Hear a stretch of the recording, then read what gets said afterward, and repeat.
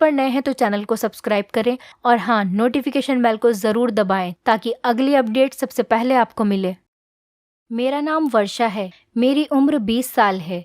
मैं उत्तर प्रदेश के एक ऐसे गांव से हूं जहां लड़कियों की शादी कम उम्र में हो जाती है। शादी को लेकर मेरे मन में बहुत डर रहता था क्योंकि मैंने ससुराल के बारे में बहुत सारी अफवाहें सुन रखी थी। ससुराल में सास बहू को जीने नहीं देती और नंद तो अपनी भाभियों को खुश देख ही नहीं सकती थी। नंद अपनी भाभी का जीना हराम कर देती हैं। कई बार तो मैंने ये भी सुना था कि दहेज के लालच में सास और नंदे बहू को उसके मायके वापस भेज देती हैं। बचपन से लेकर आज तक मैंने यही सुना था कि ससुराल एक खतरनाक जगह होती है जहां फूंक फूंक कर कदम रखना पड़ता है। लेकिन अपने ससुराल आकर मुझे ये समझ आ गई थी कि दुनिया में सब लोग एक जैसे नहीं होते। मेरे ससुराल वाले तो बहुत अच्छे लोग थे। मेरी सास ने मुझसे कहा था कि शादी के शुरू के दिनों में मैं अपने पति के साथ अच्छा वक्त गुजारूं। इसके बाद तुम्हें सारी ज़िंदगी हमारे साथ ही तो रहना है। मेरा पति अर्जुन एक अच्छा इंसान था और वो भी मेरा पूरी तरह ख्याल रखता था। लेकिन जैसे जैसे वक्त गुजर रहा था मैंने कमरे से बाहर निकलना शुरू किया और बाहर का नज़ारा बहुत ही अजीब था, जिसे देखने के बाद मैं हैरान रह गई। भला ये कैसे हो सकता था? घर के सभी लोग अच्छे से अच्छा खाना खाते थे और अच्छे से अच्छे कपड़े पहना करते थे, लेकिन घर का बड़ा मुखिया 2 दिन पुराना खाना खाता था। शादी के 1 हफ्ते बाद पहली बार मैं सबके साथ आकर बैठी। सारे घर वाले एक साथ मिलकर खाना खाने लगे। मेरी सास ने पीछे की तरफ पड़े पलंग पर एक प्लेट में खाना दे दिया और ये देखकर मैं हैरान रह गई। बहुत ज़्यादा बदबूदार रोटी के साथ 3-4 दिन पुराना बचा हुआ खाना उनके सामने रखा गया था। मुझे अपने ससुर का उतरा हुआ चेहरा देखकर बहुत ज़्यादा दुख हो रहा था। मुझे समझ नहीं आ रहा था कि मेरे ससुराल वाले तो इतने पढ़े लिखे और अच्छे लोग हैं, फिर मेरी सास क्यों मेरे ससुर के साथ ऐसा बर्ताव क्यों कर रही हैं। रात तो उन्होंने खामोशी से खाना खा लिया था और इस बारे में कोई बात भी नहीं की थी। लेकिन अगले दिन दोपहर के खाने पर मैंने दोबारा इसी तरह ससुर को रात का बचा हुआ खाना खाते देखा तो मैं हैरान रह गई कि बाकी सब तो ताज़ा खाना खा रहे थे, फिर सारा बचा हुआ खाना मेरे ससुर को क्यों दिया जाता था। शायद मेरे ससुर को बदबूदार खाना पसंद था, लेकिन जब मैं उनके चेहरे की तरफ देखती तो मुझे पता चलता कि वो तो बहुत मजबूर हैं और मुश्किल से ये खाना खा रहे हैं। मैंने एक नज़र घर के बाकी सभी लोगों पर डाली, जिसमें मेरी 2 नंदे और एक देवर शामिल था और मेरी सास भी वहीं पर बैठी थी। लेकिन वो सभी बहुत आराम से खाना खा रहे थे और किसी को भी इस बात से कोई फ़र्क नहीं पड़ रहा था कि उनका बाप बदबूदार खाना खा रहा है। जबकि मैंने अपने घर में यही देखा था कि माँ अच्छे से अच्छी चीज़ पहले पापा के लिए रखती थी। जब मेरे पापा खाने के लिए बैठते तो सभी लोग उनकी बहुत इज्जत करते। हम सब भाई बहन सबसे पहले खाना निकालने के लिए पापा के आगे करते और फिर हम भाई बहन खाना निकालते थे। हमारे घर का एक अलग ही माहौल होता। ससुराल का माहौल देखकर तो मैं हैरान ही रह गई थी। यहाँ मेरे ससुर की कोई हैसियत नहीं थी और सिर्फ मेरी सास ही नहीं बल्कि उनके बच्चे भी उनकी तरफ कोई ध्यान नहीं देते थे। सबके सब अपना खाना आराम से खाते। मेरे ससुर बदबूदार और कड़क रोटी बहुत मुश्किल से चबा चबा कर खाते थे और खाने से ज़्यादा पानी पीते थे। लेकिन घर के किसी भी इंसान को इस बात से कोई फ़र्क नहीं पड़ता था। यहाँ तक कि जब मेरे पति खाने पर मौजूद होते तो वो भी एक नज़र अपने बाप पर डालना गवारा नहीं करते। शुरू में तो 10-15 दिन मैं खामोशी से यही माहौल देखती रही, क्योंकि मेरी इतनी हिम्मत ही नहीं थी कि मैं इस बारे में घर में किसी से भी कोई सवाल कर सकूं। लेकिन कुछ दिनों के बाद ही जब मैं घर के माहौल में पूरी तरह ढल गई, सब लोगों से मेरी बातचीत अच्छी होने लगी, तो मैंने अपने पति से इस बारे में बात की कि ये कोई तरीका है क्या, आपके पिताजी इतना ज़्यादा बदबूदार खाना खाएं और आप उनके सामने बैठकर ताज़ा और गरम गरम खाना खाएं। ये सुनकर नरम दिल अर्जुन अचानक ही गुस्से में आ गए और मुझसे कहने लगे कि तुम इस घर के मामलों में टांग मत अड़ाओ और बेहतर यही है कि तुम मेरे माँ बाप के मामले में ना बोलो। अगर तुम्हें इस घर में कोई भी परेशानी है तो मुझसे इसके बारे में बात कर सकती हो, लेकिन मेरे माता पिता के बारे में तुम्हें कोई फिक्र करने की ज़रूरत नहीं है। यह हमारे घर का मामला है। अर्जुन की ये बात सुनकर मेरी आंखों में आंसू आ गए कि मैं भी तो इसी घर का हिस्सा हूँ। उन्होंने कितनी आसानी से मुझे ये कहकर चुप करा दिया था कि ये उनके घर के अंदर का मामला है। यानी इस घर के मसलों से मेरा कोई लेना देना नहीं था। मैं अब खामोशी से चलते फिरते सिर्फ अपने ससुर की तरफ देखती रहती। मेरा दिल ये देख देख कर अजीब सी उदासी का शिकार होता रहता कि मेरे मासूम ससुर, जो किसी से एक शब्द भी नहीं कहते थे और सारा सारा दिन खामोशी से पलंग पर बैठे रहते थे, उन्हें किसी भी वक्त के खाने में सिर्फ और सिर्फ बासी खाना ही दिया जाता। उनके पास पहनने के लिए 2 जोड़ी कपड़े भी नहीं थे, क्योंकि मैं जब इस घर में आई थी मैंने उन्हें 2 जोड़ों में देखा था, जबकि इस घर में रुपये पैसे की कोई कमी नहीं थी। मैंने सोच लिया था कि अब मैं खामोश नहीं रहूंगी और अपनी नंदों से इस बारे में बात करूंगी। बेटियां तो अपने पिता की लाडली होती हैं और बेटियों को सबसे ज़्यादा मोहब्बत अपने पिता से ही होती है। उनके पिता के साथ उनकी माँ का बर्ताव इस हद तक ख़राब है। घर का बड़ा होने के बावजूद भी उन्हें खाना भी खाने को नहीं दिया जाता। लेकिन कहीं ना कहीं ये बात भी मुझे हैरान करती है कि मेरी सास का बर्ताव तो मेरे साथ बहुत ही अच्छा था, जबकि मैं उनकी बहू थी। वो मुझे अच्छे से अच्छा खाना हो या फल सबसे पहले मुझसे पूछती, तो फिर अपने पति के साथ इस तरह से वो कैसे बर्ताव करती थी। हर बात पर वो मेरे ससुर को झड़क देती थी और बहुत बुरा भला भी कहती थी।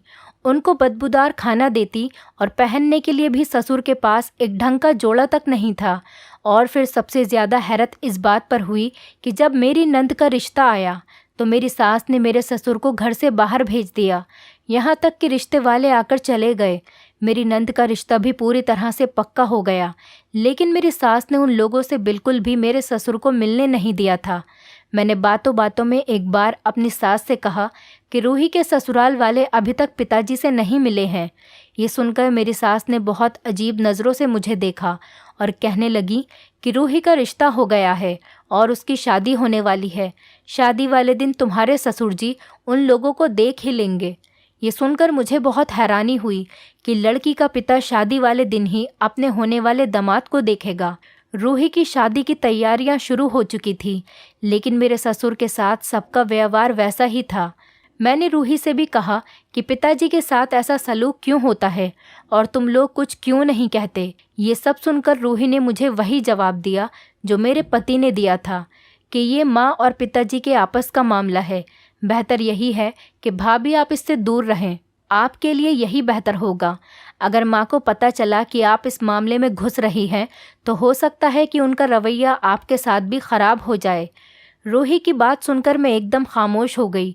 रूही सच में ठीक ही कह रही थी। अगर माँ मुझे ही अपना दुश्मन मान लेती तो हो सकता था कि वो मेरे साथ ससुर जी के जैसा सलूक करती, क्योंकि ससुर जी तो उनके पति थे, फिर भी वो उन्हें बिल्कुल नहीं छोड़ती थी। फिर मैं तो उनकी बहू थी। दोपहर के खाने के बाद मेरी सास को अचानक से बाज़ार जाना पड़ा, रूही की शादी की तैयारी की वजह से। सासू माँ के हर रोज़ ही बाज़ार के चक्कर लग रहे थे। जब मैंने देखा कि घर में मेरे और ससुर जी के अलावा कोई नहीं है तो मैंने खामोशी से सारा बचा हुआ खाना छत पर डाल दिया ताकि बदबूदार खाना बचे ही ना और ससुर जी को खाना नहीं खाना पड़े। लेकिन मैं ये नहीं जानती थी कि ये मेरी सबसे बड़ी गलती होगी और इसका खामियाजा मेरे ससुर जी को ही भुगतना पड़ेगा। बाकी खाना छत पर डालने के बाद मेरा दिल आराम से हो गया और मैंने सारे बर्तन धोकर किचन में रख दिए थे और किचन साफ कर दिया था और रात का खाना पकाने में लग गई थी। मेरी सास रूही और मेरी छोटी ननंद को लेकर बाजार गई हुई थी। मैंने उनके आने से पहले ही रात का खाना भी बना लिया और घर भी साफ सुथरा कर दिया। मुझे पता था कि आज मेरे ससुर को वही खाना मिलेगा जो घर में सबके लिए पका है, क्योंकि अब तो ख़राब खाना देने के लिए कुछ बचा ही नहीं था। लेकिन रात को खाने के वक्त मेरी आंखें हैरत से फैल गईं जब मैंने अपनी सास को ससुर को खाना देते हुए देखा। ससुर जी के साथ ऐसा सलूक देखकर मेरे हलक से एक निवाला भी नहीं उतरा और मैं खामोशी से उठकर अपने कमरे में चली गई थी। मेरे पति ने महसूस कर लिया था कि मैंने खाना नहीं खाया है, लेकिन वो सबके सामने चुप रहे और जब मैं कमरे में सारा काम ख़त्म करके आई तो वो मुझे अपने पास बुलाकर पूछने लगे कि मैंने खाना क्यों नहीं खाया है। मुझे अपने पति के ऊपर बहुत ज़्यादा गुस्सा आ रहा था। वो कैसे अपने बाप के साथ ऐसा होते हुए बर्दाश्त कर सकते थे। अचानक ही मेरी आंखों से आंसू आने लगे थे।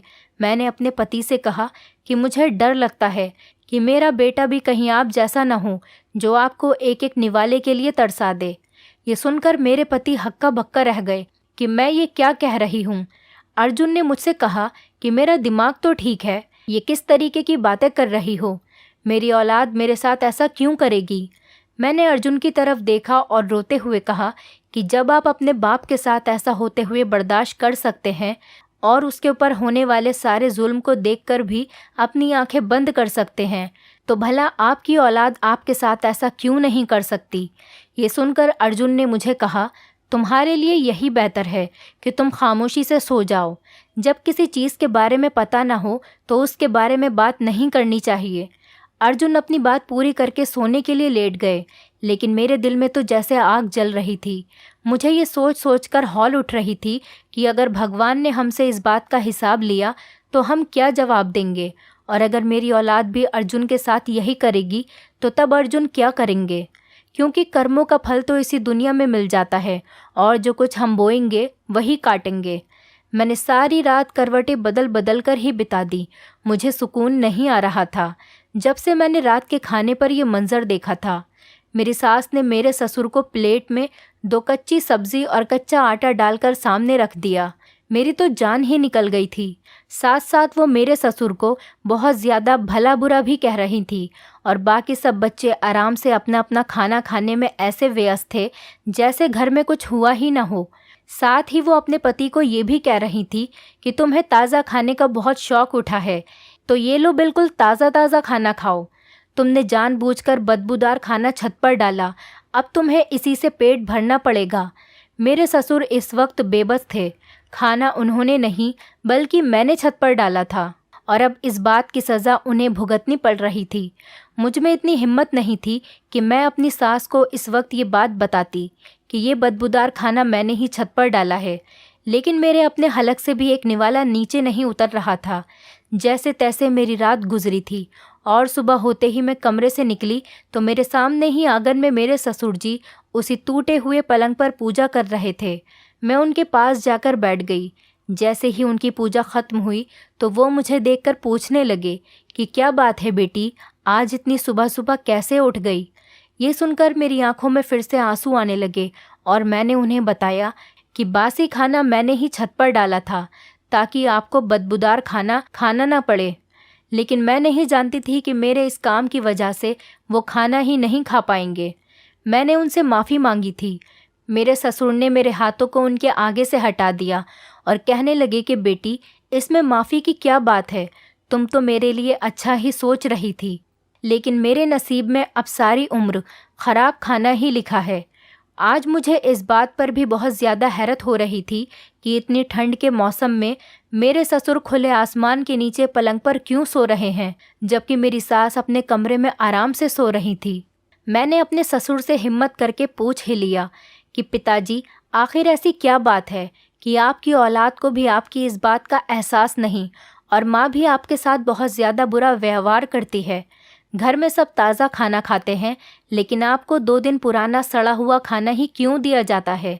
ससुर जी मेरी बात सुनकर हल्के से मुस्कुराए और कहने लगे कि मुझे खुशी है कि मेरी बहू को मेरा इतना ज़्यादा ख्याल है, लेकिन तुम्हारी सास मेरे साथ बुरा व्यवहार नहीं करती और ना ही मेरे बच्चे बुरे हैं, बल्कि मैं वही सब कुछ भुगत रहा हूँ जो मैंने बोया है। अपने ससुर की बात सुनकर मैं हैरान रह गई कि इतना सब कुछ हो जाने के बाद भी उन्हें अपनी पत्नी और बच्चों से कोई शिकायत नहीं थी, जबकि उनकी हालत देखकर तो मेरा अपना दिल जलता था। ठंड बहुत ज़्यादा हो रही थी और अभी तक कोई अपने कमरे से नहीं निकला था। मैं शॉल लपेटे अपने ससुर के पास ही बैठी थी जब वो आहिस्ता आहिस्ता मुझे सब कुछ बताने लगे, जिसे जानकर मेरे रोंगटे खड़े हो गए। मेरे ससुर ने मुझे बताया कि जब उनकी मेरी सास से शादी हुई तो उन दोनों की उम्र में बहुत ज़्यादा फ़र्क था।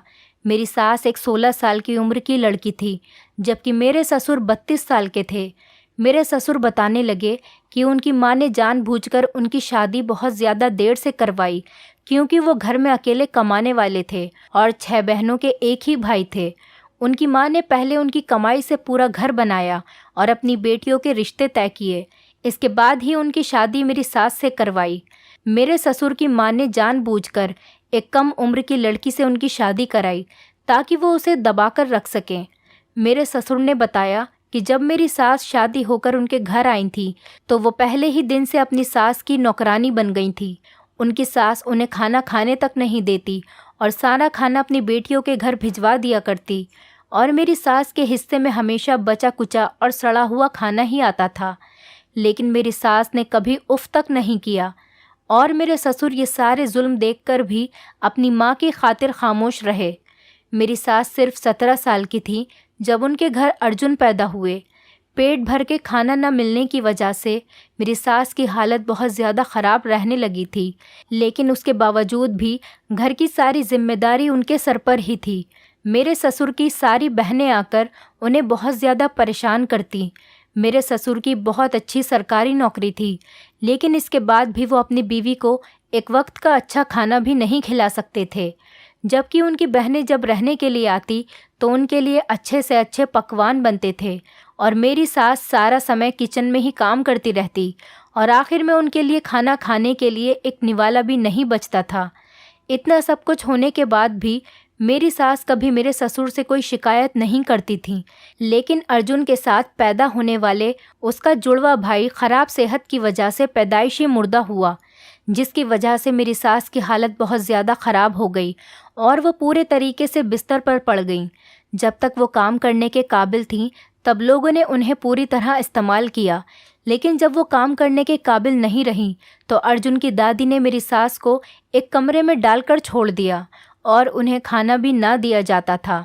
मेरे ससुर की 6 की 6 बहनें मेरे ससुर की कमाई पर ऐश कर रही थीं, जबकि उनकी अपनी पत्नी दिन भर भूखी रहती थी। दिन ब दिन मेरी सास बीमार होती चली गईं। इस शहर में उनका कोई भी नहीं था, क्योंकि वो दूसरे शहर से शादी करके आई थी। उनके माँ बाप ने भी पलटकर अपनी बेटी को नहीं पूछा था। इसके बाद मेरी सास ने 2 और बेटियों को जन्म दिया। उनकी हालत पहले से भी और ज़्यादा ख़राब हो गई। एक दिन अर्जुन की दादी ने मेरी सास पर झूठे इल्ज़ाम लगाए और मेरे ससुर को मजबूर कर दिया कि वो अर्जुन की माँ को तलाक दे दें। इस तरह उन्होंने मजबूर होकर अर्जुन की माँ मतलब कि मेरी सास को तलाक दे दी। अपने ससुर की ये बात सुनकर तो मेरे रोंगटे खड़े हो गए कि मेरे सास ससुर अब पति पत्नी नहीं रहे। ये बात तो मेरे लिए किसी बड़े झटके से कम नहीं थी।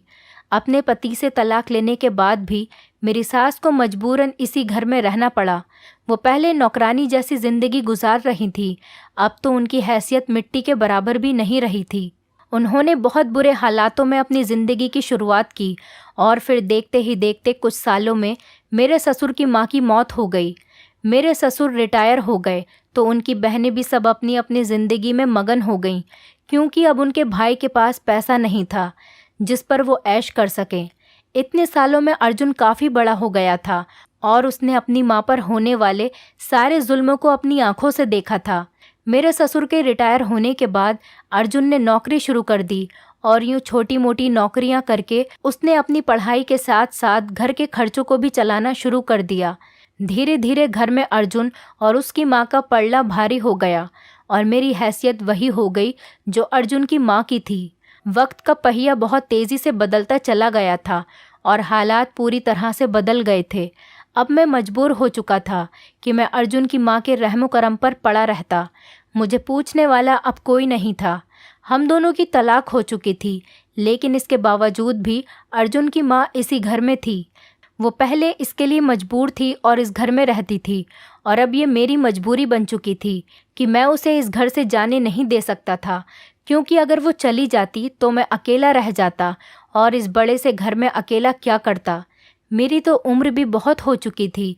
मेरे बच्चे मुझसे नफ़रत करने लगे थे, और अर्जुन की माँ के दिल में भी मेरे लिए अब कोई हमदर्दी नहीं थी, क्योंकि मैंने शादी के जितने साल भी उसके साथ गुजारे उस पर कुछ रहम नहीं किया, बल्कि हमेशा अपनी माँ का ही साथ दिया। और मैं अपनी बहनों से बहुत मोहब्बत करता था, और मैंने अर्जुन की माँ पर हमेशा अपनी बहनों को ही ज़रूरी समझा। मैं अपनी बहनों को पैसा नहीं दे पाया तो वो सब की सब मुझे छोड़कर चली गईं। उस वक्त मुझे एहसास हुआ कि पति पत्नी एक दूसरे के लिए कितने ज़रूरी हैं। अगर मैं अपनी पत्नी को उसका सही हक दे देता जिसकी वो हकदार थी, तो मैं भी अपने असल मकाम पर होता। मेरे बच्चे भी मुझसे मोहब्बत करते, मेरी इज्जत करते। मेरी पत्नी मुझे अपने सर का ताज बनाकर रखती, लेकिन मैंने खुद ही अपने हाथों से हर रिश्ते को बर्बाद किया। अपनी आंखों के सामने सब कुछ गलत होते हुए देखा, कभी रोकने की कोशिश नहीं की, जिसका नतीजा मैं आज तक भुगत रहा हूँ। इसमें अर्जुन की कोई गलती नहीं है। उसने सारी जिंदगी एक एक निवाले के लिए गुजारी है और आज वो मुझे भी वही तकलीफ दे रहे हैं जिससे वो गुजर कर यहाँ तक पहुँची है। और मैं भी यही सोचकर तकलीफ बर्दाश्त कर रहा हूँ कि हो सकता है इसी तरह मेरी माफ़ी दुनिया में ही हो जाए। मैंने अपनी पत्नी के साथ कैसे इतना बुरा बर्ताव किया। मेरे ससुर अपनी सारी ज़िंदगी की बात बताकर चुप हो चुके थे, लेकिन मेरी आंखों से लगातार आंसू बह रहे थे। आज मुझे समझ आ रहा था कि मेरी सास का बर्ताव मेरे साथ इतना अच्छा कैसे है।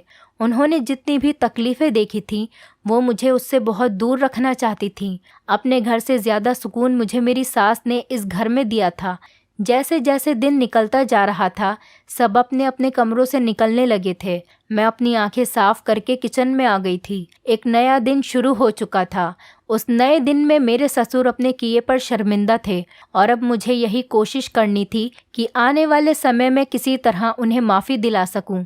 भगवान भी अपने भक्तों के 1000 पापों को माफ़ कर देता है, तो हम तो फिर भी इंसान हैं। हम इंसान क्यों दूसरे इंसान की गलतियों को माफ़ नहीं कर सकते। अब जबकि मेरे ससुर को अपनी गलतियों का पूरे तरीके से एहसास हो चुका था तो मैं चाहती थी कि मेरी सास भी उन्हें माफ़ कर दे।